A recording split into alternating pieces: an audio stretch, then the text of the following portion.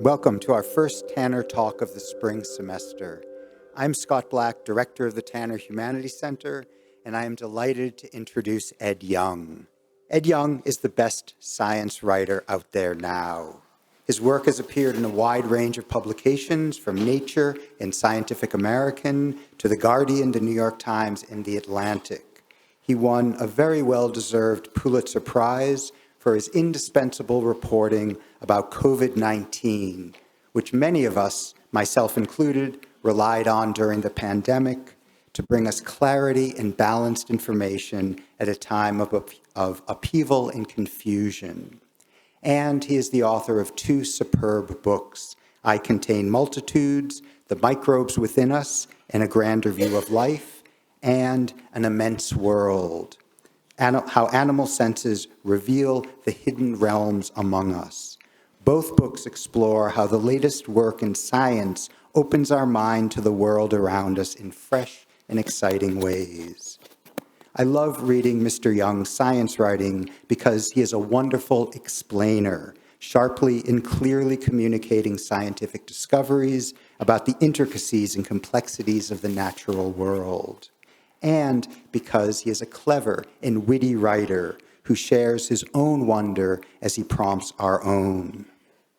We originally invited Ed Yong to speak about An Immense World, a mind-bending work of imagination and exploration that reads like high fantasy or science fiction as it reports on the vast range of worlds shaped by animal senses, which have been adapted in every possible way for every inhabitable niche of the world.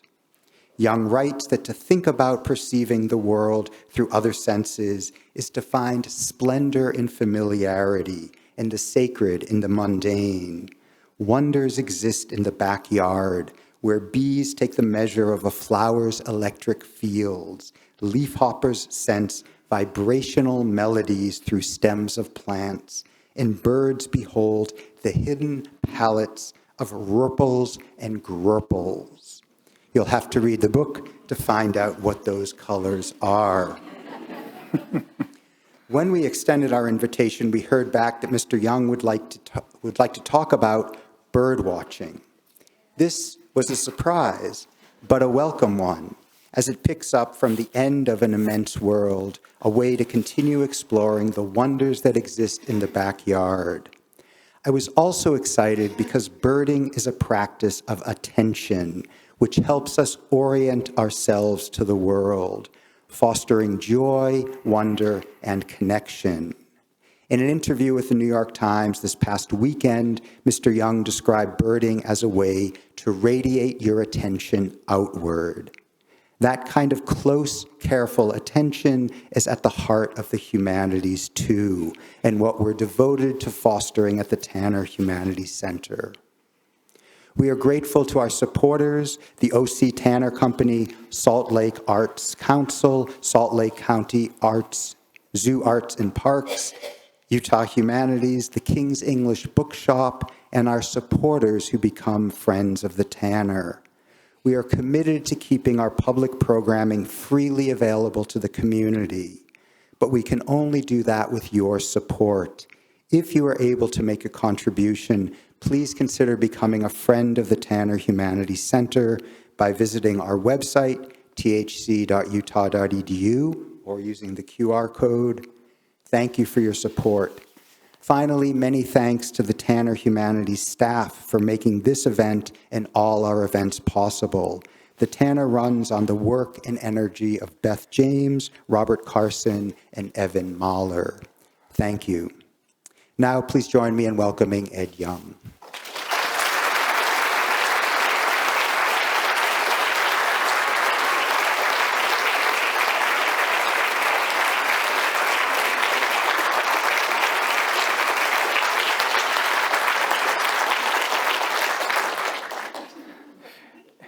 That bodes well.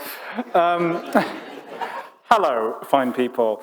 So a few things before I start. First, when you do the book talk circuit, you end up tending to give the same talk again and again and again. But tonight's talk is brand new, so you're getting something completely original for the first time. Also, just so I don't have to put credits on every photo, all of the images you'll see here are mine, except for one very obvious one. And finally, by a show of hands, so I know who you are, how many of you identify as a birder? Yes, my people. How many of you would feel like you're more bird curious? Okay. How many of you are scared of birds? Okay. A brave, bold decision to be here tonight. I hope the next hour is okay for you. I would have previously identified in the second group, the bird curious one, until September of 2023. That changed when I went to this spot. This is Arrowhead Marsh. It's part of the Martin Luther King Jr. Regional Preserve in Oakland, where I live. And there's this lovely boardwalk going on to this beautiful protected wetland. And this is the place where I think I became a birder, in early September 2023. And I mark that particular moment because for me, birding is about effort and intentionality. Sure, there have been parts of my life where I went places and happened to see birds, but this was the first time where I went somewhere with the specific intention of looking at birds and nothing else. People like to say sometimes that like anyone who sees bird is a birder. I don't entirely agree with that, right? So when I was a child, I was always into the natural world. This is one of my favorite books that I had as a very small kid. This is a college-level encyclopedia about animals that I absolutely did not understand, but really liked the pictures within. I started taking photos of myself when I went on international holidays to Costa Rica, to places like Botswana, but this was something that I did on vacation. This was a special holiday activity that was not part of my daily life. What was part of my daily life was science writing. I wrote many pieces about the natural world, about birds, their conservation challenges. I wrote an entire book about the ways in which animals...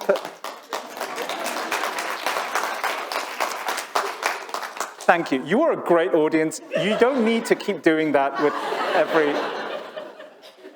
every slide. We have a lot to get through, okay? I need to... sorry. Right, I wrote this book about how animals perceive the world. There's a lot of good stuff about birds in there, which I'm going to get through in this talk.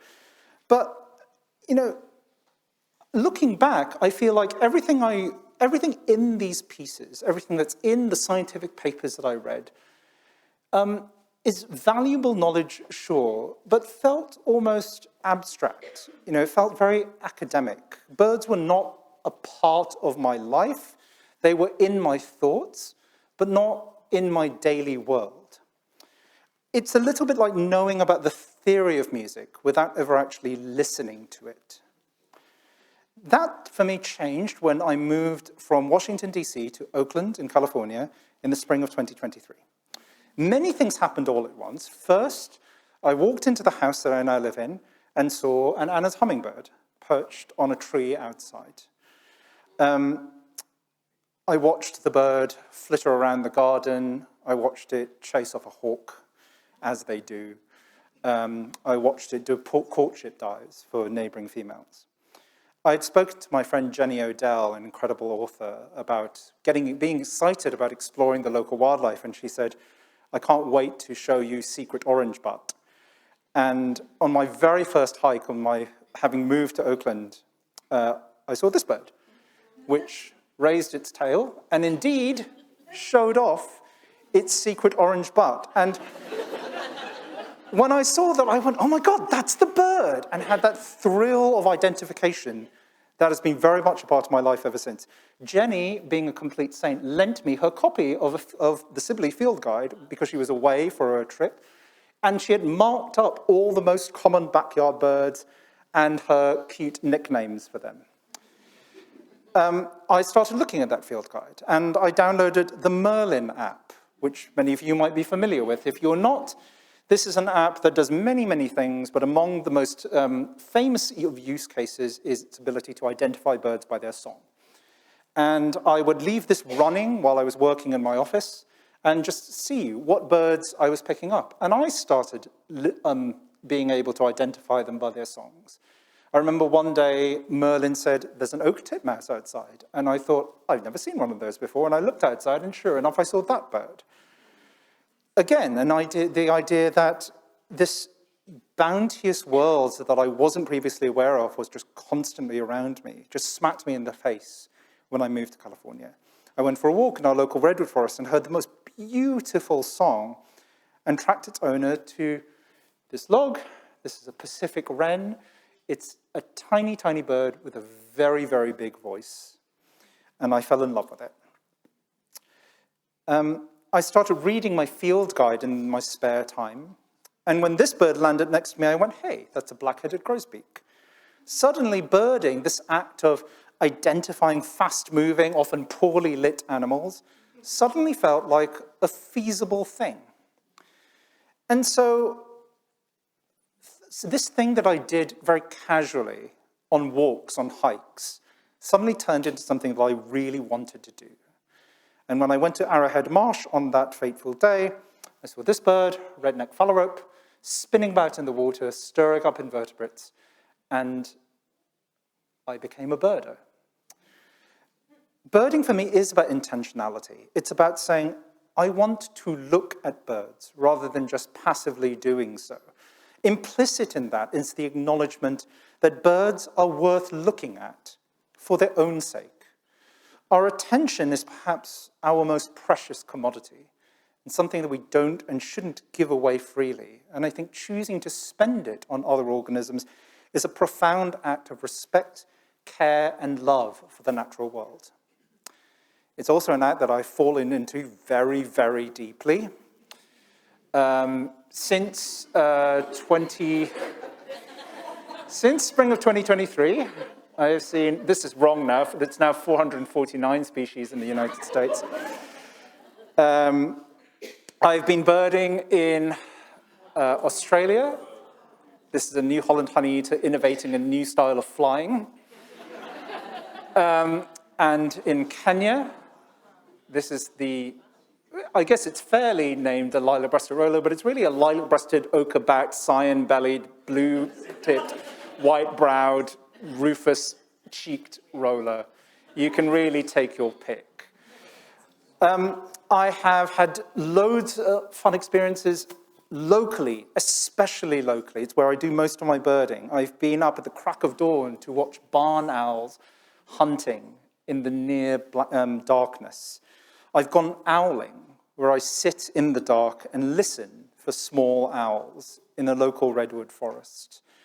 There's something totally magical about being there in the woods at night, like literally reclining in the open trunk of my car, listening to a tiny owl across the path from me that I cannot see, but whose powerful voice I can hear.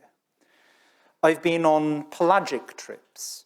So these are cruises, usually lasting an entire day, where we go out into the ocean to look for seabirds that we might have no chance of seeing from shore. During one such trip, we intercepted these Arctic terns, some of the most incredible migrants on the planet. They do an annual migration from the Arctic to the Antarctic and back. And somewhere along this way, we happened to intercept them as they were fishing, and we weren't the only ones who intercepted them. This is a long-tailed jaeger. This is a piratic seabird that harasses other seabirds for the fish that they catch, and performs the most incredible aerobatic maneuvers in their pursuit of their prey. This one, in pursuit of these Arctic terns, corkscrewed upwards, turned upside down, and then flew like that for a little while in pursuit of a tern. I've seen even familiar birds that we take for granted do incredible things. These are two American coots locked in probably the most brutal fight I've ever seen in the natural world, using their very large webbed feet to try and drown each other, and pushing each other downwards. This is an American avocet performing what's called the broken wing display.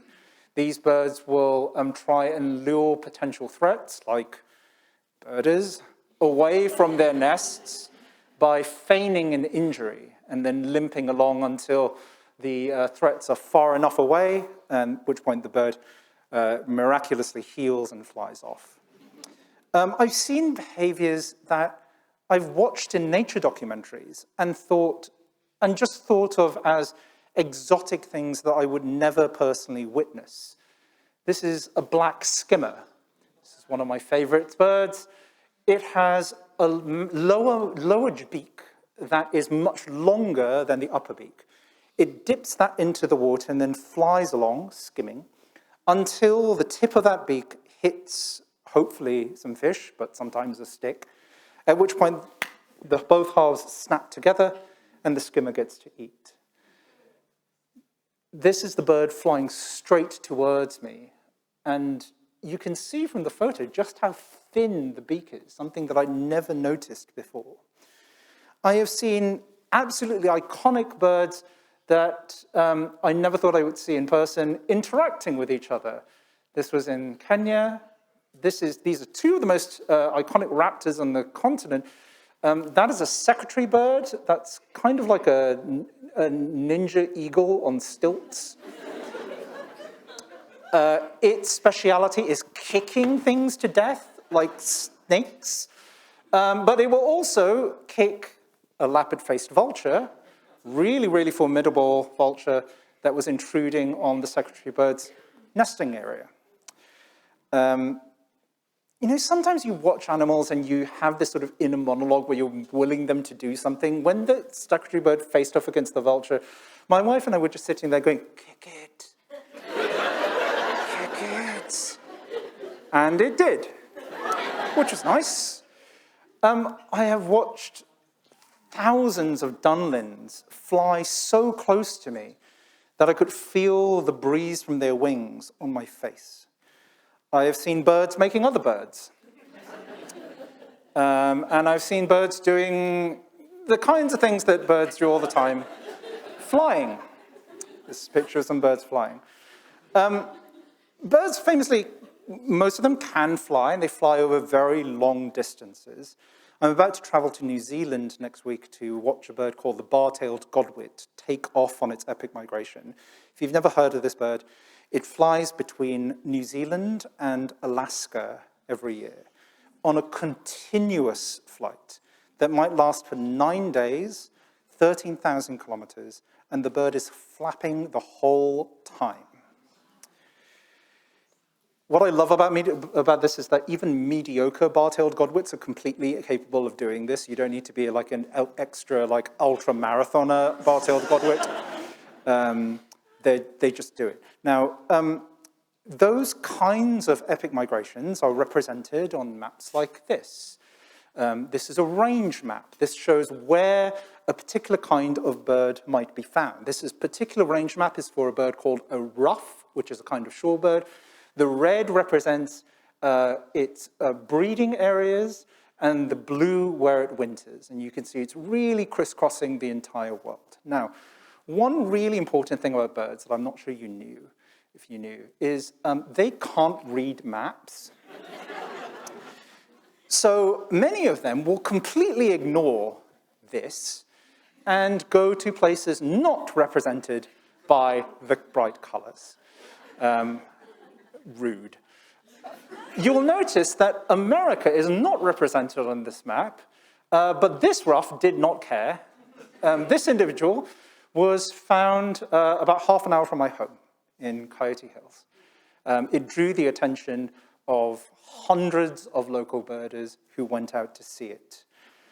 These kinds of birds are called vagrants, those that stray from their the normal places in which they're found.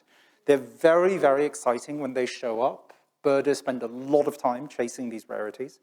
In October 2023, I watched a lot of other birders drop everything to look for a dusky-capped flycatcher that had shown up in Oakland, and I thought, that's a bit weird.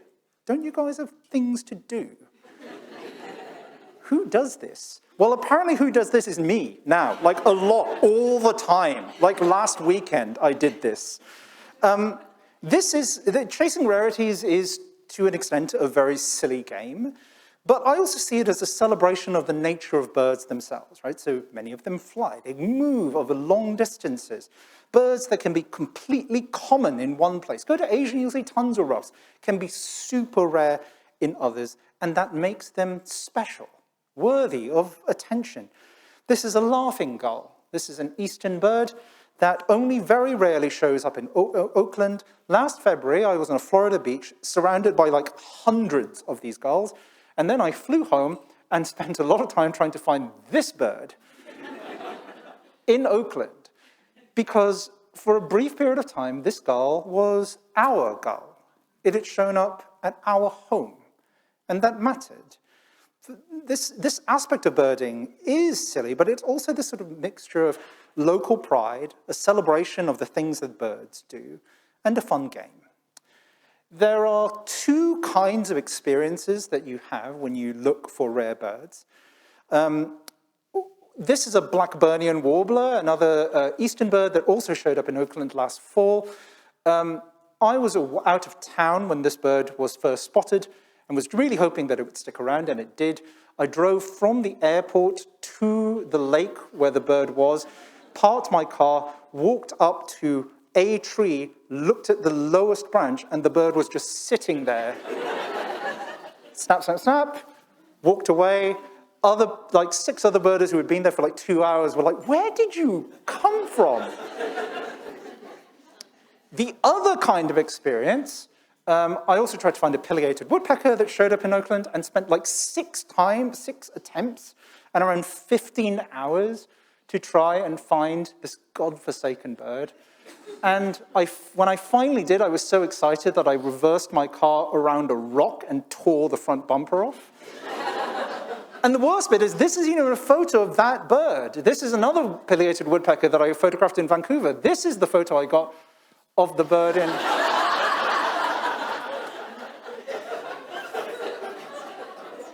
Now, you'll note that this actually is identifiable. This is 100% a pileated woodpecker. Just one that is like cartoon crashed into this photograph pole. So, birding is ludicrous. It's also magical. Recently I walked along a creek near home, and I'd had a great experience already. I'd seen some short-eared owls flying at dusk, and I was on a big, big high. And then on the path, I saw a northern harrier. This is a bird of prey that I normally see at a distance. I have many shots of northern harriers in flight against some bucolic background. But this bird was just sitting there, and you'll notice that its crop is full, so it's probably in a kind of food coma, and it just wasn't moving. So I kept my distance, took some faraway shots, got a little bit closer, took some shots, and the bird still wouldn't move. And so I got closer and closer. And at this point, the bird's probably roughly where that door is, and I was about here. And you can count the eyebrows, the eyebrow hairs, the rictal bristles over here that protect the nasal passages and might have a kind of sensory function. In this moment, time stops. It's just me and the bird. All the voices in my head quiet, and I am fully present in a way that I rarely am. I'm usually thinking about a million things at a time.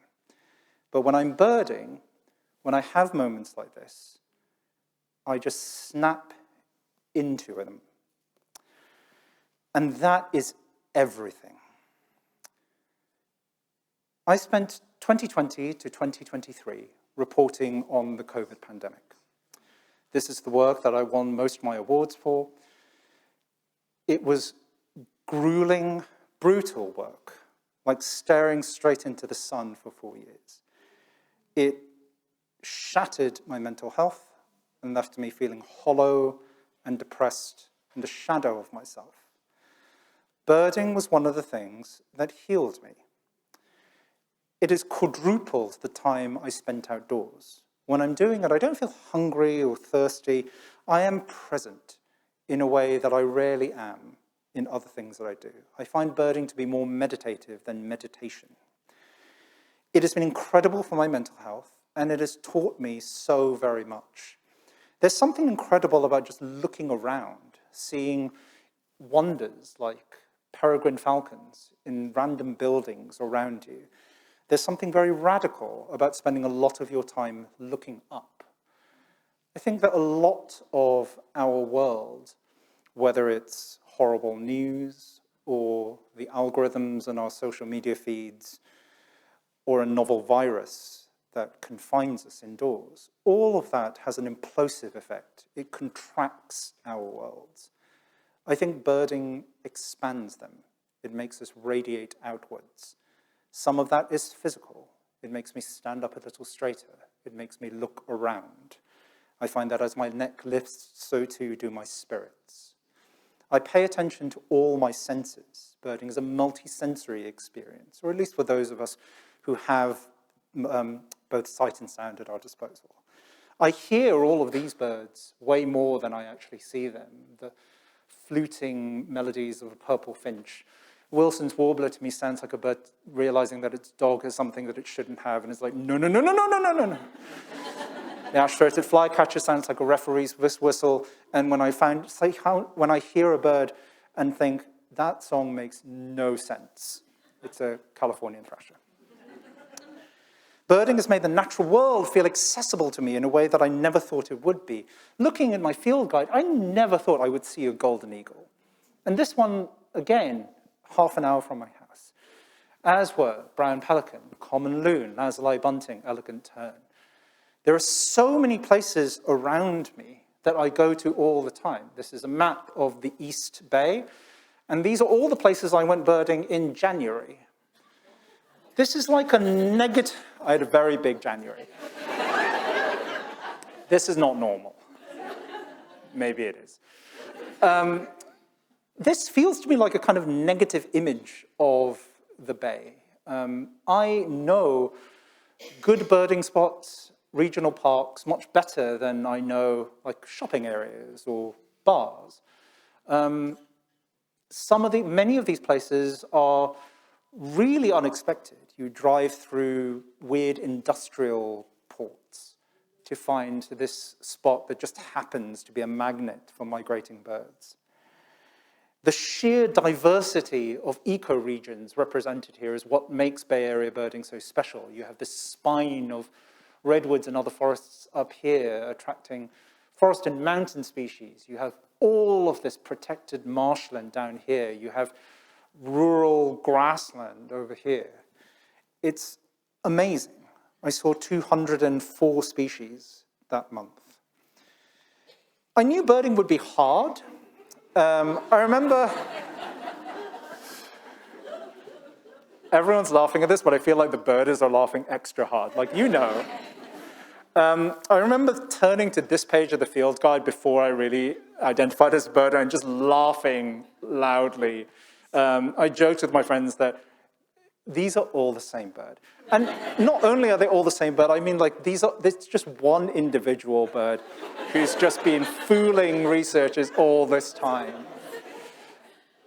But here's the thing, if you just pay attention, if you do a little homework, if you really look closely, then the impossible starts becoming possible. So last spring, I was hiking and saw this bird. And I knew what it was. How did I know what it was? Well, there's an eye ring. The eye ring is not tear-shaped. It's just a little circular patch around the back of the eye. That rules out the western flycatcher, which is our most common flycatcher in Oakland. The head has a little peak to it. The forehead comes down at a steep angle where it meets the beak. The beak itself is relatively short. You can't really see it in this picture, but the chest was roughly the same color as the back, and the bird had kind of a vest look to it. The back was sort of olive green, no yellow tones to it. Notably, this bit, which is called the primary projection, that's like the bit the wingtips stick out beyond the rest of the wing, was quite long, roughly the same as the rest of the wing itself, and because it's long, the tail looks relatively short. This is a Hammond's flycatcher. And when you look at the bird, if you spend enough time thinking about these things, like all of those things just congeal, and you just know what it is. Gulls are even harder. Gulls are harder for 3 reasons. In the Bay Area, there are 8 species of gulls that are commonly found. The adults all look basically the same. They're just white, gray birds of various shades. Each species has several different plumages that it goes through as it matures, and they also hybridize. So they are just a pain. And yet, I had been looking for this particular species for a very long time, and then when I finally found it, again, I knew what it was. Because the beak is relatively straight, not that big. The eye is actually pretty big, centered in the face. It's got a kind of a big-eyed look to it. The crown is quite round rather than stretched out and flattened. The chest is kind of stocky. It looks like a swole bird. The legs are pink. The back is largely pale, but gets slightly darker towards the primaries, which have little frosted tips to them. And all of that makes this a first-year Iceland gull, Thayer's subspecies. I only started birding 2 years ago, right? And it's possible to get here. You just have to care. It's, again, part of that attention. You might have noticed that I am Asian. A lot of folks like me have experiences where people completely mistake them for some other person who is also Asian and looks nothing alike. So believe me when I tell you that I sympathize with the idea that someone might look at a group of organisms and think, well, they all look the same, I'm not even going to bother. Which is why I think bothering and caring enough to learn this stuff feels like an act of respect. It says, there are differences out there. These animals are not the same. And I can learn why they aren't, and that it matters to me. Birding has also been very communal in a way that I did not realize. I'm part of several group chats where people text each other about exciting birds that have shown up, and I bump into the same people in the field all the time. We go birding together.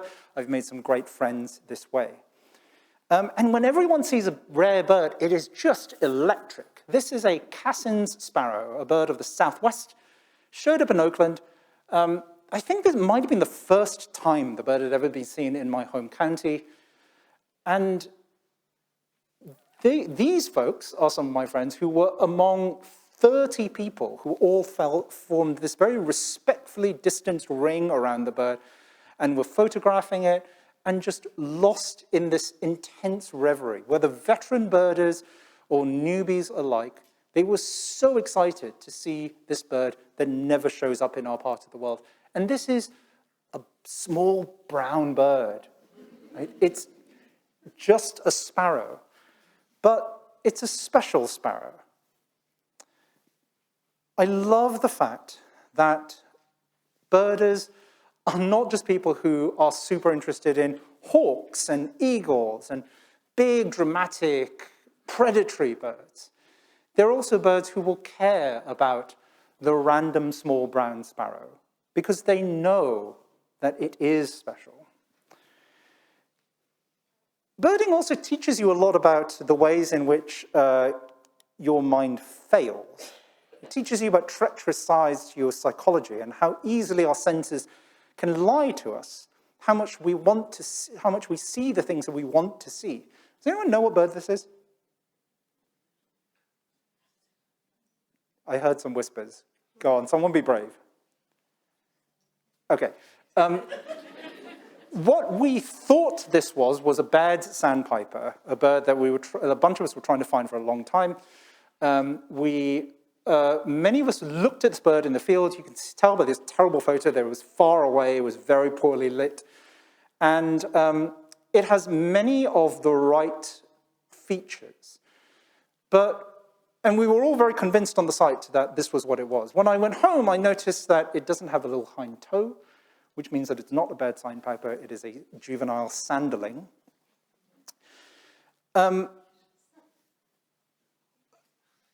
When I was talking to friends who were looking at the same bird, several of them said, no, there was a hindtoe, I saw it in the field. I'm like, but it's not there. I have like 200 photos of the bird showing that. Eventually, everyone decided, yes, it's a sanderling. And then the next day, two people were at the same site, saw the same bird, decided it was a bared sandpiper, did the same thing, went home, looked at their photos and went, oh crap, it's the wrong bird. But one of them decided, no, I know, I saw a bared sandpiper. I don't care what your photos say, I know. Like 2 days later, I compared my memory to the field guide and I'm pretty sure.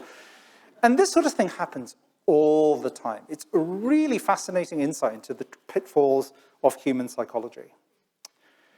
Now, I told you that I have always been interested in nature and that I wrote this book about animal senses.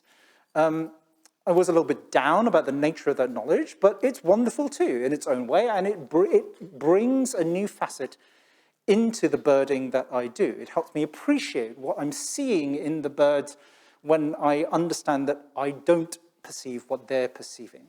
The core idea of this book, if you don't know anything about it, is that every animal is trapped in its own sensory bubble. The word for that is Umwelt. It's the cocktail of sights and sounds and smells and textures that that species perceives, but that another might not be able to. If my dog was here with me, if there was a bird right next to me on this podium, we would all be perceiving the world in radically different ways, even if we were sharing the same physical space. I think this is a really magical idea, and knowing about it really enhances my experience of the birding world. So I know that when this heron is standing with its beak pointing forward, its eyes are seeing what is swimming between its feet without it needing to look down. Similarly, a duck sitting in the water can see the entirety of the sky without needing to turn its head. I know that birds have an entire dimension of colors that they can perceive that we cannot. Our eyes have 3 kinds of color sensing cells in them. We are trichromats. Theirs have 4. They are tetrachromats. That doesn't just mean they see a few extra colors. They see probably 100 times more colors than we can see. Combinations that we can't even dream of. So even a bird this magnificent, like a greater blue-eared starling, we do not understand just how colorful this bird is to others of its own kind. When shorebirds like red knots probe into the mud, they can feel the presence of shellfish buried in that mud, even without touching them. So the tips of the beaks have little receptors, sensors, that detect changes in pressure. When the bird probes, it creates a pressure wave that radiates outwards through all the little rivulets of water between the sand grains. And it can detect how that pressure wave is distorted by objects buried in the sand. So it can touch at a distance, and it does that every time it sinks its beak into the sand. Many birds, like this rock wren, one of my favorites, have beautiful songs. If you've ever listened to a bird song and thought, there's so much going on there that I don't understand and that I'm not picking up, then you're right. A lot of birds with complex songs are listening to parts of the song that we don't even register, tiny changes in pitch and volume that happen too quickly for our ears to detect. It's in those signals that we don't hear that the birds encode meaning within their songs. And so even the parts of a bird's experience that we can pick up with Merlin or with our own ears, we're really not privy to the parts that are actually important to the birds themselves. The surface of the ocean looks completely featureless, but to an albatross and to other tube-nosed seabirds, it's a roiling topography of scent, of smells that rise from the surface of the water and reflect the productivity of the ocean below. There's a whole landscape to the featureless sea that these birds can smell and detect. My birding benefits from this kind of knowledge, but it also provides me with a very different kind of knowledge that I bring into other areas of my life. It helps me understand birds in a way that I never did before. I've been writing about nature for my entire life. I never knew that birds wipe their beaks on branches. an absolutely delightful behavior that I now see all the time. I now understand a lot more about what their lives are like, where they like to go. I went down this trail in a park that I always visit, probably once every few weeks. But I'd never been on this particular path before, and it was a beautiful bit of chaparral habitat that doesn't exist elsewhere in the park. And I was walking down and thinking, this is like the perfect area for a blue-grey gnatcatcher. And this bird just like, you rang? It is a perfect area for a blue-grey gnatcatcher.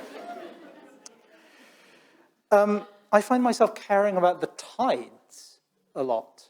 I know that when the tide is very low, I'm likely to see rails like this foraging in the open, or when they're extremely high, the water pushes them into places where I can easily see them. I mark the passage of time more carefully. I see the land shifting with the seasons in a way that I didn't used to pay attention to. And I know that in a very granular way. It's not just, oh, it's spring, the days are getting longer, flowers are out. I know that in the third week of April, calliope hummingbirds pass through the Bay Area, and I'm likely to see them then. The collision of these different kinds of knowledge deeply enrich each other. When I see an Anna's hummingbird now, I know that the throat feathers are iridescent, so they don't have color in and of themselves. If you ground them up, the dust would just be brown. They have that color because the feather has a main shaft in it. The shaft has branches from that. Those branches are little branches, and those branches have tiny rows of structures called melanosomes, and the ordering of those rows, the precise distance between them at a nanoscale level, reflects red light and only red light at specific angles very intensely, which is why this bird looks magenta. I know that when it dips its tongue out into flowers, the tip of that tongue splits and expands like a flower blooming. And then when it pulls the tongue back, the reverse happens, and the bird literally grabs a fistful of nectar with its tongue into its body. But I know these things because I've read about them in papers. But I also know that, as I mentioned before, hummingbirds are kind of assholes. They will intimidate and terrorize much larger birds. I've had hummingbirds try to push me out of my own garden before. They're little balls of sass and fury. A decade ago, I wrote about a paper showing that there are 3 billion fewer individual birds now in North America than there were several decades ago. I felt sad about it, and then I went on with my day. But I feel those losses now, all the time. When I'm out birding, I'm also thinking about the birds that I'm not seeing, that I would have seen if I'd only started this hobby 4 decades earlier. I wonder how many of the wonders I'm now witnessing will stand to lose in the decades to come. I feel like I have more skin in the game. This is a difficult time. For those of us who care about the natural world, for those of us who care about diversity, both biological and cultural, we face relentless assaults by people who crave power above those things. These attacks are designed to demoralize and isolate us and to make us turn inward, to hide and to fragment. I think we have to resist that. My friend Rahawa Haile said to me that it's more important now than ever to be out in the world, to see it, to understand what we're fighting for, to expand and radiate rather than contract and implode, to be loud about the things that give us joy and that motivate us, to remind ourselves of the riches that exist just on our doorstep, of what we care about, and to do so in community with each other, because we are stronger together than apart. During the pandemic, I wrote many pieces about long COVID. It's a syndrome that can last for months or years after an initial COVID infection. The symptoms are manifold and devastating and affect millions of people. Many people who have long COVID struggle to do daily activities that the rest of us might take for granted. They might be fatigued in a way that's entirely unlike what that word means to healthy people. They might get what's called post-exertional malaise or PEM, where tiny bits of activity, little household chores, can bring about crashes that last for days, weeks, or longer. Perhaps worse, they will all be told that they are making it up, that they are just depressed, anxious, and so on, from friends, family members, medical professionals, and everyone else who they turn to for help. Long COVID and related illnesses like ME/CFS, fibromyalgia, dysautonomia, Ehlers-Danlos syndrome are very, very real, and they force a retreat from everyday life, partly because of the physical cost, because outdoor pursuits like hiking or whatever are off the table, and because of the social cost, because it hurts to be so badly disbelieved. Last year, I started running monthly birding trips in the Bay Area specifically for people with long COVID and other energy-limiting illnesses. We do minimal walking. It's mostly stationary, places with flat trails and with seating. We provide stools and binoculars. It gives them a chance to be in community with each other, with other people who understand what they're going through without them having to justify themselves. What I say at the start of every one of these is our goal is to protect your health and to show you cool birds, and always in that order. It's called the Spoonbill Club. It's named after a thing called spoon theory, which is a widely used idea in disability circles. Birding is about effort and intentionality. It is a choice, and so is our decision to harm or to help each other. And I hope that we choose wisely. Thank you very much.